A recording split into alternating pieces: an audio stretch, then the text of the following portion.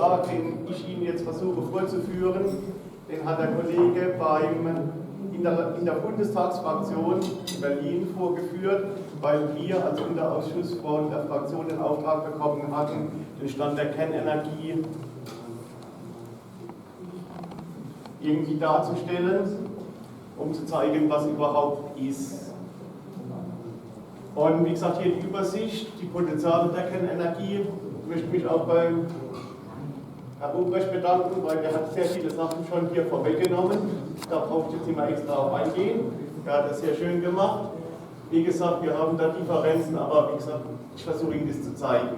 Die Potenziale der Kernenergie hat er schon sehr schön gezeigt. Die aktuelle Situation, die wassermoderierten Reaktoren, was zurzeit weltweit an Bau und Betrieb überhaupt läuft, die Kernbrennstoffversorgung, was man an Brennstoffkreislauf und Entsorgung braucht. Entsorgung, da hat es sich hauptsächlich um die Endlagerung gedreht, was in Deutschland alles verbunden wurde. Ich handle das mit einem Satz ab. Es gibt kein Problem mit der Endlagerung, weder technisch, noch organisatorisch, noch sonst irgendwie, das ist alles noch politisch. In Deutschland wurde die Endlagerung politisch verboten. Die wollen es nicht haben und deswegen habe ich den Teil gekürzt, weil nach der Zusammenfassung kommt eben was an Generation 4 läuft momentan. Da hat der Herr Ruprecht auch schon sehr schön vorausgegriffen. Und ich gehe dann auch noch mal ein bisschen auf die Konzepte ein. Und wir hatten vor allem irgendwie Empfehlungen zur Kernenergie in Deutschland. Wie könnte es wieder weitergehen? Wie könnte man den Wiedereinstieg schaffen? Und zum Schluss werde ich mir noch ein bisschen zum DFR aufhalten. Fangen wir doch mal an. Wie gesagt, die Kernenergie hat das Potenzial, die Menschheit über sehr lange Zeit zu versorgen. Das hätte der Herr Ruprecht auch darstellen können. Er hat da schon sehr schöne Folien geliefert. Wie gesagt, eben mit Wiederaufarbeitung, mit der Nutzung des Uran 238 ging es sehr gut. Aber dafür ist ein Brennstoffkreislauf notwendig. Und der besteht eben zum einen aus langsamen Reaktoren, thermischen Reaktoren, so wie wir es zurzeit eben schon haben. Das sind derzeit die sicheren und kostengünstigen Arbeitstiere. Dazu braucht man dann eben auch die Brutreaktoren mit schnellen Neutronen zur optimalen Nutzung des Natururan. Das war jetzt wiederum der Vorschlag zum Dual-Fuel-Reaktor, der dies hauptsächlich schaffen könnte, wenn er nicht funktionieren würde. So, Wiederaufarbeitung hat er auch angesprochen. Wie gesagt, eben, da muss man eben auch gucken, was geht, was ist technisch später noch möglich. Und eben unsere Auffassung im Unterausschuss, wir brauchen auf alle Fälle eine Endlagerung, allein schon für die Spannprodukte. Wie gesagt, eben die längstlebigsten Spannprodukte sind 300 Jahre, haben eine Halbwertszeit von 300 Jahren, 40 Halbwertszeiten wären 12.000 Jahre. In 12.000 Jahren das auf Oberfläche rumstehen zu lassen, ist blöd. Runter in eben den Sandstock, da ist es gut aufgehoben. Ob jetzt für 1000 Jahre, 2000 Jahre, egal, ist weg. So, Kernenergie, wie gesagt, steht in Konkurrenz zu den fossilen Energieträgern. Die sind nämlich reichlich und günstig vorhanden. Das ist alles, was man uns erzählt von Peak Oil, Peak Kohle, sonst irgendwas, alles ein großer Humbug. Wir haben von allem genug und es ist günstig zu erhalten. Und das noch eine ganze Weile. Auch die Kernbrennstoffe sind günstig zu erhalten. Die kriegt man zurzeit für billig Geld. Weil die Kosten für Brennstoffkosten von einem Kernkraftwerk ist gerade mal 10% von den Gesamtkosten. Der ganze Rest ist Bau, Betrieb, Genehmigung, Behörden. Und die Brutreaktoren werden zurzeit überhaupt nicht benötigt, weil es so viel günstigen Brennstoff gibt. Und deswegen stoppt da auch eben die weitere Erforschung der Brutreaktoren, weil braucht man ja gar nicht. Wie gesagt, die Wiederaufbereitung wurde in Deutschland genauso verboten wie die Endlagerung. Und die Endlagerung ist kein geologisches oder technisches Problem, sondern ein politisches. Damit ist da alles gesagt.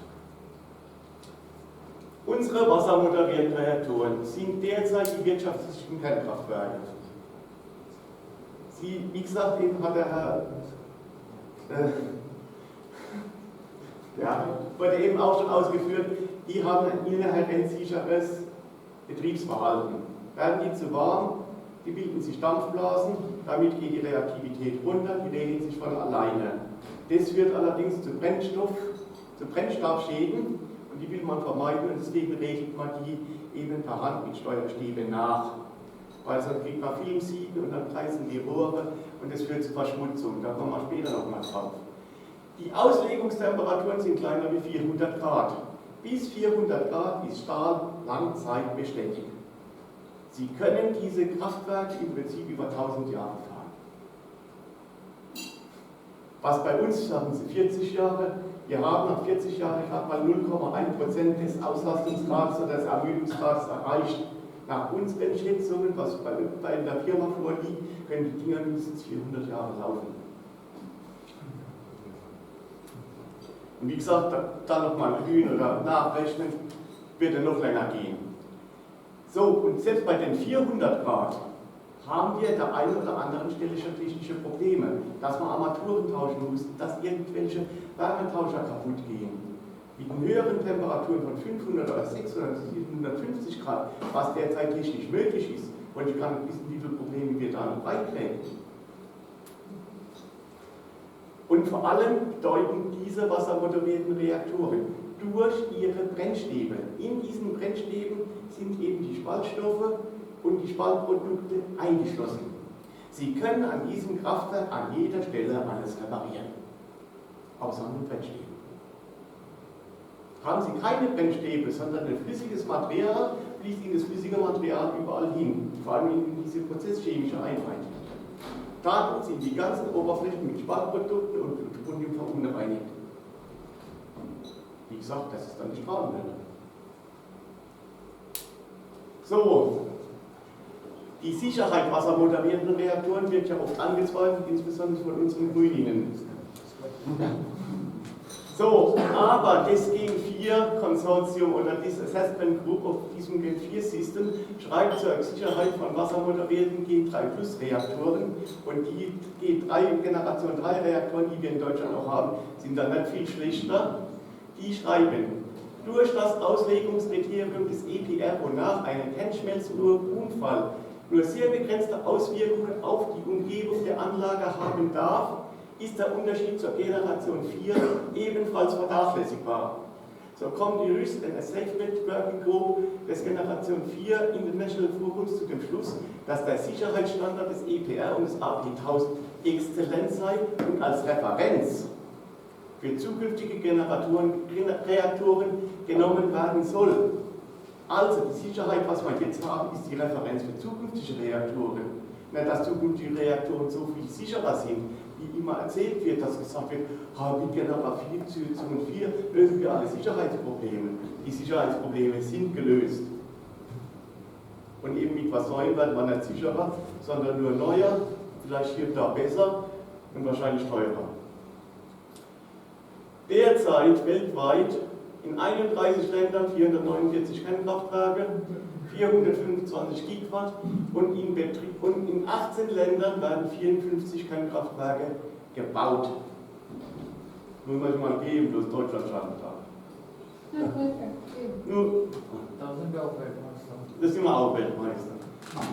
Das hier sind die Leichtwasserreaktoren, also wassermoderierte Reaktoren. Das sind die Schwerwasserreaktoren, also auch wassermoderierte Reaktoren.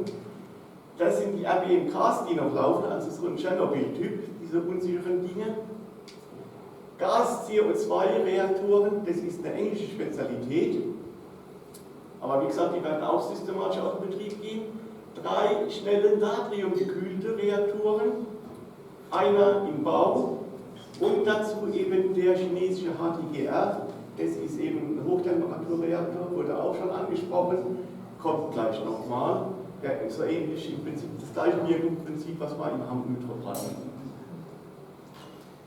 So, 94% der in Betrieb befindlichen Reaktoren sind wassermoderierte Reaktoren. Jetzt können Sie sagen, die waren alle blöd, die haben alle keine Sandschmelzreaktoren gebaut. Oder waren die so clever und haben gesagt, der Strahlenbelastung gehen wir aus dem Weg. So, also wie gesagt, im Bau befinden 2 nicht wassermoderierte Reaktoren. Das sind eben der chinesische heliumgekühlte und graphitmoderierte Hochtemperaturreaktor, HDGR. An dem brauchen sie auch schon eine Weile. Mal sehen, wann der fertig wird. Und eben der indische natriumgekühlte Reaktor Indien. An die zahlen wir, glaube ich, irgendwie Entwicklungshilfe jeder Menge. Und das auch nur jedes Jahr. Und wie gesagt, eben, die bauen schnell Brüder und an dem Standort komplette Infrastruktur mit Wiederaufarbeitung, Brennelementefertigung, Abfallkonditionierung. Alles, was bei uns verboten wurde, bauen die dort. Brennstoffversorgung. Wie gesagt, man braucht entweder das eine Uran, das Plutonium oder das andere Uran, um überhaupt so ein Brennkraftwerk zu betreiben. Das Natururan besteht aus sehr viel Uran-238, das eigentlich so nicht verwendbar ist, und aus sehr wenig Uran-235, das man eigentlich bräuchte.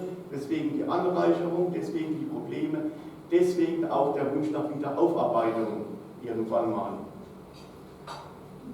Wie gesagt, eben das Plutonium kommt in der Natur nicht vor, aber es wird in Reaktoren erzeugt. Und das 233 könnte man eben aus Thorium-232 erbrüten. Und es gibt sehr viel Thorium auf der Welt, also da gehen wahrscheinlich in die 100.000 oder Millionen Jahre, wenn man das alles in der Kontrolle kriegt. So, in den 70er Jahren wurde der Uranbedarf stark überschätzt. Hat jeder gehortet und gemacht und sonst was. Und da hat man gemerkt, man braucht gar nicht so viel. Damit ging das alles zurück. In den 90ern begann dann die nukleare Abrüstung und es war jede Menge Plutonium übrig. Das ist alles auf dem Markt, es gibt alles gut und günstig zu kaufen. Deswegen ist zurzeit kaum Bedarf an Uran. Also für die nächsten Jahrzehnte ist kein Engpass in der Uranversorgung auf dem Kostenniveau zu erwarten. Ist also da. Deswegen ist auch kein Bedarf nach Brüdern. Was will man mit dem Brüder, der irgendwas für viel Geld erzeugt, was man nicht braucht? Das Uran wird meist zusammen mit anderen Metallen gefördert und etliche Länder, wo das abgebaut wird. In Deutschland, glaube ich, liegen wir auch noch für ein paar tausend Jahre Uran unter der Erde, im Erzgebirge, aber wie gesagt, ist zugemacht, darf man nicht ausbeuten in Deutschland. Also wie gesagt, Uran und Thorium könnte man benutzen. Das ist eine Urantagebaumine in Australien. Da sieht man, das ist schon etliches Material, was sie da abbauen. Und hier haben wir mal die Brennstoffversorgung am Beispiel eines 1400 Mann Wasserreaktors. Das ist also so was, wie in Philipsburg abgerissen wurde, in Neckarwestheim noch steht. Wo war das? Gronde? Genau, Gronde. Auch mit 1400 MW. So, und der braucht für ein Jahr Betrieb braucht er 20 Tonnen Brennstoff. Und dazu benötigt man 180 Tonnen Natururan. Das ist eigentlich eine überschaubare Menge. Sie müssten sich mal die Menge Kohle angucken, die eben ein entsprechendes Kohlekraftwerk bräuchte. Das ist eine nicht enden wollende Kette von Schiffen oder Zügen. So, mit der Wiederaufbereitung der abgebrannten Kernbrennstäbe wird sich das sogar auf 120 Tonnen im Jahr verringern. Die Brennelemente bleiben 5 Jahre im Reaktor und haben dann folgende Zusammensetzung. Das stammt vom Kollegen, der das gemacht hat. Ich will Ihnen einfach nur sagen, wir haben immer einen Anfangsbestand von Material, der sinkt, aber gleichzeitig entsteht anderes Material, das zum Abbrand, zur Brennstoffversorgung möglich ist, und es entstehen Spaltprodukte. Diese Spaltprodukte sind der eigentliche Müll. Mit dem kann man, außer wenn man vielleicht wirklich wartet, bis sie zerfallen sind und dann irgendwas Nutzvolles rauskramt, aber im Allgemeinen sind die zu nichts mehr zu verwenden. Die sollte man einfach zerreißen, billig verbuddeln, ab in den Salzstoff. Das Uran und das Plutonium, das kann man wieder verwenden. Und die dritte Komponente, was wir haben, sind die minoren Actinoide. Das sind 3 oder 4 Elemente, die da entstehen, die teilweise lange Halbwertszeiten haben und die wiederum ein Ewigkeitsproblem im Endlager abgeben würden, weil da kommen wir noch drauf. Plutonium ist ein wertvoller Kernbrennstoff und kann in fast jedem Reaktor benutzt werden. Mit Plutonium im Endlager steigen gleichzeitig die zeitlichen Anforderungen. Bräuchte man also keine Tausende von Jahren oder 10.000 Jahre, sondern 1.000.000 Jahre. Ist vollkommen unnötig, weil das Plutonium kann man wiederum verbrennen. Die minoren Actinoide, das sind sehr kleine Mengen, die dabei entstehen. Wie gesagt, die eine Möglichkeit ist, die tut man auch entlagern, muss es dann halt eben sehr lange unten bleiben. Oder die andere Möglichkeit ist, es sind zurzeit Spallationsreaktoren. Nicht in Planung, die werden schon gebaut in Belgien sowie in Japan. Das sind Versuchsanlagen, mit denen diese Sachen verbrannt werden sollen. Das ist also für dieses Problem schon eine Lösung in sich. Da braucht man keine weiteren Reaktoren, die das können, sondern das Problem ist schon in der Lösungspipeline. Und wenn wir über Tausende von Jahren Kernenergie sprechen, ob das jetzt noch 10 Jahre dauert oder 20 oder 100, ist dann eigentlich auch kein Problem. So, wie gesagt, das Uran-238 ist nur schwach radioaktiv und kommt auch in der Natur ohne Endlager vor. Aber wie gesagt, hat der Herr Ruprecht schon gesagt, ist ein potenzieller Kernbrennstoff für die Brüder. Kurzfristig ist Brennstoff ausreichend und günstig vorhanden und für dessen Nutzung sind wassermotorierte Reaktoren optimal. Langfristig brauchen wir einen Brennstoffkreislauf mit Wiederaufarbeitung, mit Schnellbrüdern. Wie gesagt, eben die Brüder zur Nutzung des Uran-238 und gegebenenfalls die Transmutation der minoren Actinoide. Das ist schwierig, dafür stehen die Spallationsreaktoren zur Verfügung. Wiederaufarbeitung zur Trennung von Kernbrennstoff und Müll. Wie gesagt, eben zu den nasschemischen Verfahren waren das, was der Herr Ruprecht angesprochen hat, komme ich nachher nochmal kurz. Wie gesagt, wassermoderierte Reaktoren zur kostengünstigen Nutzung des Brennstoffs. Das ist das, was man braucht. Und dazu halt noch ein Endlager für die Spannprodukte. Weil oben rumstehen lassen bringt nichts. Wie gesagt, hier nochmal Generation 4 Konzepte, die frühen Reaktoren, die frühen kommerziellen Reaktoren, die fortschrittlichen Leichtwasserreaktoren. Wie gesagt, eben die Jahresangaben sind da ein bisschen fließend. Die Gen 3 Plus, von denen wir es vorhin hatten, die eigentlich als Referenz und als Sicherheit hier für die neuartigen Generation 4 Reaktoren gelten. So, es wurde schon angesprochen, der gasgekühlte Schnellreaktor, der Hochtemperaturreaktor, der wassergekühlte Reaktor. Superkritisch bezieht sich dabei eben auf das benutzte Wasserzustand und nicht auf den Reaktor.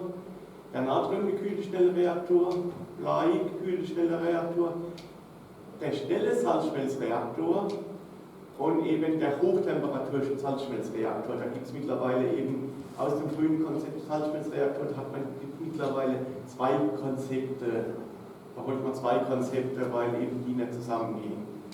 Wie gesagt, zum einen thermische Reaktoren, zum anderen schnelle Reaktoren.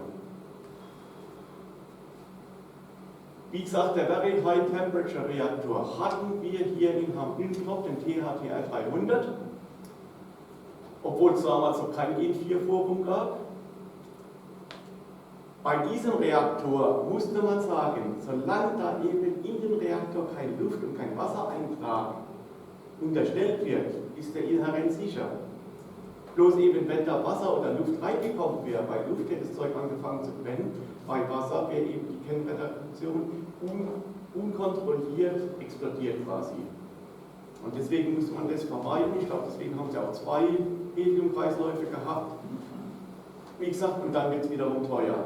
Helium ist auch so eine Sache, ist auch nicht ganz billig.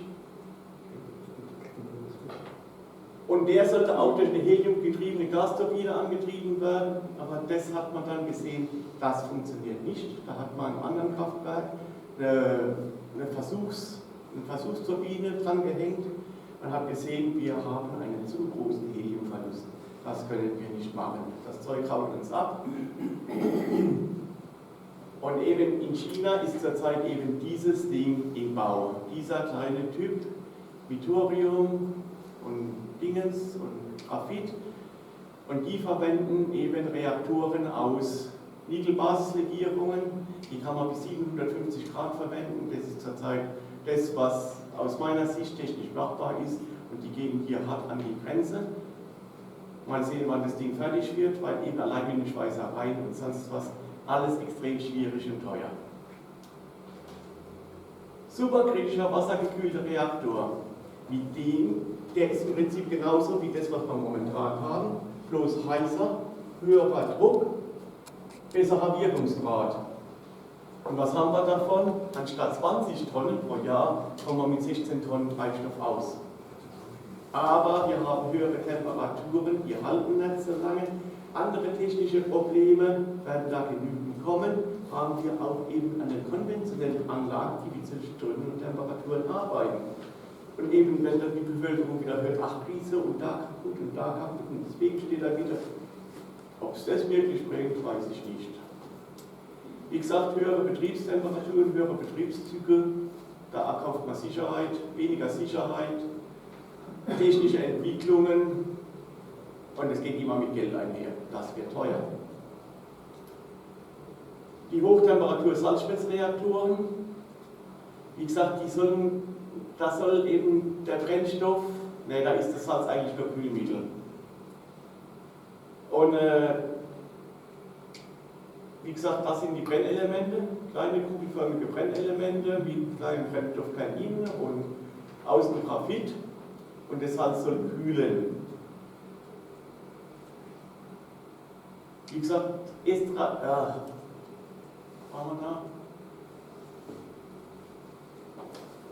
aber wie gesagt, die gibt es auch noch nicht, die sind in der Entwicklung. Und eben mit den Fluoridsalzen ist es immer ein Problem von Korrosion. Es bildet sich Flusssäure, das zerfrisst einem im Prinzip einen Behälter. Das war auch damals schon bei dem Weinbergsanreaktor so, da hat man auch schon die Nickelbasislegierungen genommen, hatte man auch schon erhebliche Korrosionsprobleme. So, schneller Salz, Moment Natrium, gekühlte schneller Brüder, wurde auch vom Herrn Ruprecht schon ausgiebig besprochen. Derzeit sind 3 in Betrieb und einer im Bau. In Deutschland hatten wir den mit dem SNR 300 in Kalkar. Das war eine deutlich fortschrittlichere Konstruktion im Loop-Konzept, wie das, was die Russen haben, weil die haben so eine Pool-Konstruktion. Das ist technisch weniger aufwendig, aber dafür auch nicht so effizient. Aber die Russen haben scheinbar, da wird heute als Freizeitpark genutzt, aber die Russen haben scheinbar die Natriumkonditionierung mittlerweile im Griff. Das haben die Franzosen nie in den Griff bekommen, und ob das in Deutschland funktioniert hätte, wissen wir nicht. Aber wie gesagt, eben, wenn man das Uran 238 nutzen könnte, haben wir gleich mal einen Faktor 60. Aus den 200 Jahren, was derzeit gesichert ist, würden es ruckzuck 12.000 Jahre werden. Aber diese Natriumtechnik ist aufwendig und teuer. Man munkelt, dass die Russen mit dem BN 800 das Stück ab 30 Milliarden etwa gekostet hätte, in Dollars. Also, das ist dann kein Schnäppchen. Das Kühlmittel ist flüssiges Natrium, Druck ist nahe vom Atmosphärendruck, Kühltemperatur bei 500 bis 550 Grad, und ist der einzig realisierte Reaktortyp, der tatsächlich gebrütet hat. Es gibt keinen anderen Reaktor, der bisher gezeigt hat, dass es brüten konnte. Wie gesagt, eben in Deutschland nach dem Loop-Prinzip, in Russland nach dem Pool-Prinzip. Der hat keine Korrosionsprobleme, aber eben die Handhabung von Natrium ist sehr aufwendig, weil das Zeug extrem reaktiv ist. Wie gesagt, eben, man plant eben große Loop-Konzepte. Bräuchte man halt irgendwann mal Geld und Zeit und die Notwendigkeit dafür, aber wie gesagt, die Konzepte liegen in der Schublade. Die Russen haben langjährige Erfahrung, Kühlmittelhandhabung haben es scheinbar gut gelöst, und die Konversionsrate soll größer 1,3 sein.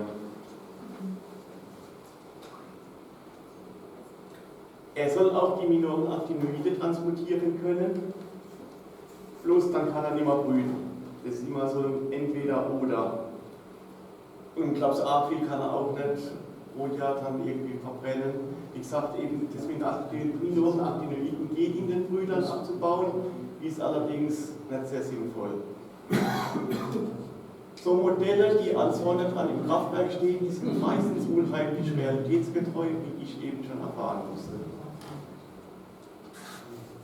Wie gesagt, eben Blei statt Natrium ist so ein ähnliches Konzept, wird auch von Russen verfolgt.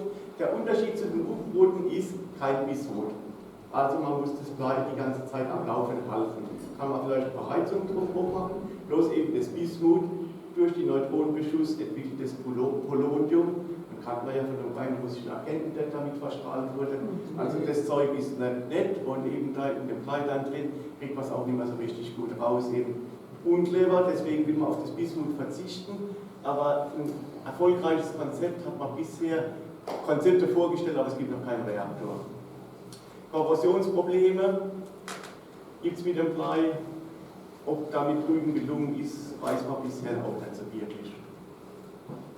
Der schnelle gasgekühlte Reaktor, der soll ohne Graphitmoderator Helium gekühlt werden. Also irgendwo zweifle ich da an den Willen zur Sicherheit, das kann eigentlich nicht wirklich gut gehen. Und Thorium bei hoher Plutoniumanreicherung soll der nutzen können und Temperaturen von 850 Grad haben. Wie gesagt, eben meines Erachtens nicht realisierbar, aber da kommen wir noch drauf. Strom zur Herstellung von Strom und Wasserstoff angedacht. Jeder erzählt von der Hochtemperatur Wasserstoffhydrolyse, hat man probiert, aber man hat irgendwo nicht die passenden Werkstoffe, die das auf Dauer können. Und deswegen wird es auch nirgends gemacht. Und was bringt es, das Kraftwerk, das so hohe Temperaturen liefert, wenn eben der Prozess hinten dran nicht funktionieren kann? Wird als ziemlich gefährlich eingestuft und soll nur einen geringen Druckfaktor haben. Tolle Brennelemente, was man sich schon ausgedacht hat. Tolles Konzept, was man sich schon ausgedacht hat. Das jemand bauen will, wird sich zeigen. So, der schnelle Salzschmelzreaktor, der gilt ja eben laut Herr Ruprecht als Vorbild für den Dual-Fluorid-Reaktor. Und der wird eben im Rahmen von diesem Gen4-Konsortium untersucht. Und denen ihre Ergebnisse dazu sind, okay, wir haben niedrigen Betriebsdruck, Primärkreisdruck, wir kämen mit Temperaturen zwischen 700 und 800 Grad aus. Wäre also gerade so machbar. Ziel ist auch die Transmutation minorer Actinoide. Aber wir haben riesengroße Korrosionsprobleme. Das stammt alles nicht von mir, das alles Gen4-Konsortium. Große Korrosionsprobleme, erheblicher Forschungsbedarf, Strahlenschutzfragen ungeklärt. Und eben die Wiederaufarbeitung soll so ähnlich auch im Kraftwerk stattfinden. Und wie gesagt, da hat man auch die Strahlenschutzprobleme. Weil eben, und vor allem in jedem Kraftwerk einzeln das Zeug aufarbeiten. Momentan gibt es in Europa 2 große Fabriken, eine bei den Engländern, eine bei den Franzosen. Und da wird alle Brennstäbe aufgearbeitet. Wie gesagt, das hat schöne Konzepte, schöne Zeichnungen. Aber solange das Ding nicht läuft, würde ich mal sagen, wie soll dann eben ein Dual-Fluorid-Reaktor mit noch höheren Temperaturen funktionieren, wenn man nicht mal das Ding zum Laufen bringt? So, wie gesagt, die Fraktion wollte wissen, wie kriegen wir wieder die Kernenergie in Deutschland zum Laufen. Natürlich müsste man zuerst mal das Atomgesetz ändern, das wieder die Förderung der friedlichen Nutzung der Kernenergie zum Ziel hat. Hat man ja zurzeit nicht. Man bräuchte wieder ein leistungsfähiges Kernforschungszentrum. Die ehemaligen Kernforschungszentren wurden ja platt gemacht oder ein grüner Anstrich, ein Öko-Institut oder so irgendwas draufgeschrieben. Und von dort, von diesem Kernforschungszentrum, sollte die Beratung der Politik kommen. Dort kann man dann auch wirklich sagen, das Konzept bringt's, das Konzept bringt's, das Konzept bringt's. So, und bei den Errichtungszulieferern, Betreibern von Kernkraftwerken müsste auf Jahre nach ausstiegsorientierter Atomaufsicht wieder Vertrauen geschaffen werden. Die brauchen eine Perspektive, die müssen wieder wissen, wo geht's lang, wo komme ich hin, bringt es überhaupt, dass ich eben investiere. Haben wir in anderen Punkten ja schon genauso. Wie gesagt, aus technologischer und wirtschaftlicher Sicht sollte man jetzt erstmal wieder anfangen mit Leichtwasserreaktoren. Wiederaufarbeitung könnte zunächst im Ausland und dann auch wieder in Deutschland erfolgen. Sollte endlich mal ein Endlager in Betrieb genommen werden. Und ein Brüder könnte ohne Zeitdruck entwickelt werden, eventuell in Zusammenarbeit mit den Russen. Hat Zeit, wie wir gesehen haben. Und dann habe ich eben noch ein paar Anmerkungen zum Fluorid-Reaktor, der jetzt eben so schön vorgestellt wurde. Wie gesagt, wir arbeiten bei 1000 Grad. Das sind noch die alten Zeichnungen, es gibt mittlerweile schönere, wie wir gesehen haben. Aber hier Keramikbehälter. Zu solchen Keramikbehältern gibt es keine Regelwerke, keine Normen und keine Kennwerte zur Berechnung. Nichts. Keine Erfahrung. Es gibt nämlich keine Keramikbehälter für solche Sachen. Und vor allem meines Erachtens keine Chance auf Zulassung, weil das fällt unter Druckregerichtlinie. Auch wenn er sagt, zum Schluss, das Ding hat mehr wie 0,5 Bar Druck und da drin haben wir eben irgendein gefährlicher Stoff. Also gilt die Druckregerichtlinie. Und die Druckregerichtlinie sagt, wir brauchen mindestens diese Anforderungen. Und diese Anforderungen werden nur von Metallen erfüllt und das auch nicht von allen. Und nach dem KTA-Regelwerk ist es überhaupt nicht vorgesehen. Und dann meint vielleicht einer, ach, da müssen wir neue Regelwerke schreiben. Der kann sich dann mal angucken, wie viele Regelwerke es schon gibt. Ich habe es nur mit 8, 9 Stück zu tun, reicht mir vollkommen. Moment mal, eine neue Technologie wird nicht eingeführt, weil Sie statt 9 dann 10 Regelwerke lesen müssen? Nee, wie gesagt, Sie müssten das komplette Regelwerk schreiben. Ja und? Wenn das eine wirklich neue Technologie ist? Ja, dann wer bezahlt ist. Das sind zum Beispiel die Regelwerke, die 8 Stück, wenn ich zu tun habe, von den 25 oder 30, was das sind, die wurden im Großteil eben aus USA komplett übernommen, einfach ins Deutsche übersetzt und angepasst. Wenn man die hätte selber schreiben müssen, das wäre nochmal ins Geld und organisatorisch und sonst was gegangen. Meinst du das so einfach? Und vor allem, wer hilft Ihnen dabei, wenn es keiner braucht? Keramikrohrleitungen sieht man hier vor, eben bei 1000 Grad. Leute, Rohrleitungen aus Keramik sind nicht realisierbar, weil das besitzt nicht die notwendige Verformbarkeit. Herr Glattig, da oben ist keine Keramik. Wie bitte? Da oben ist keine Keramik. Die haben es immer noch nicht verstanden.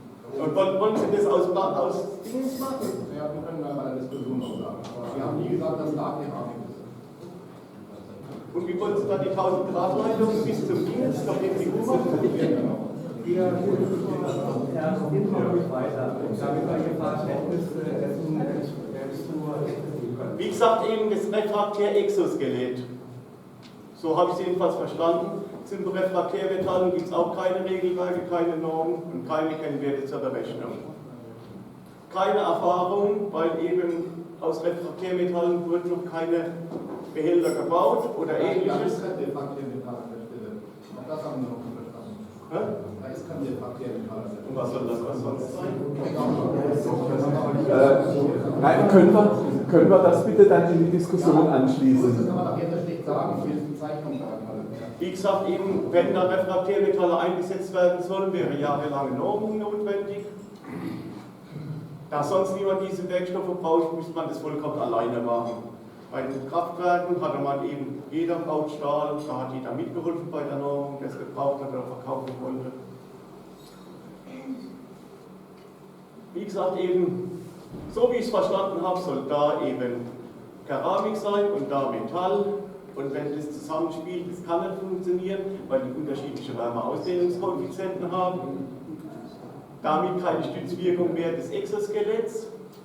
Und selbst wenn man das kompensieren könnte, würde eben das Metall, da es im Zeitstandbereich ist, anfangen zu fließen bei der Temperatur und eben die Stützwirkung verloren gehen.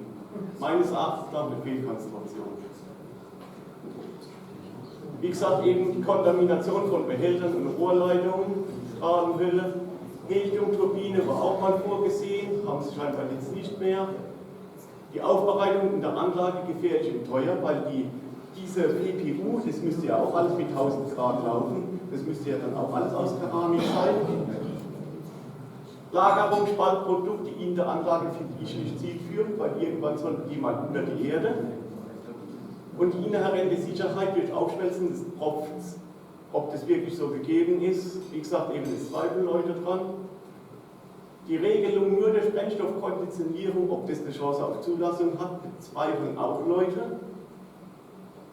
Und was bei der Handhabung von Notfallmaßnahmen, Erdbeben, Feuer, Flugzeugabsturz, weiß man noch nichts drüber. Rasche Realisierung halte ich für ausgeschlossen, eher nie. Der DFR hat mindestens die gleichen Probleme wie der MSR, aber Temperaturen um die 1000 Grad, derzeit unlösbare Materialprobleme und die Zielsetzung Transmutation, Brüten und Energiegewinnung, die wird schon von anderen Systemen wie daruntergekühlter Reaktor, Spallationsreaktoren sowie Leichtwasserreaktoren bereits verwirklicht oder ist zumindest im Versuchsstadium. Was will man dann damit? Technisch aufwendige Konstruktion und die Stromangabe zu diesen Stromgestehungskosten in diesem Projektstadium halte ich für extrem unseriös. Danke.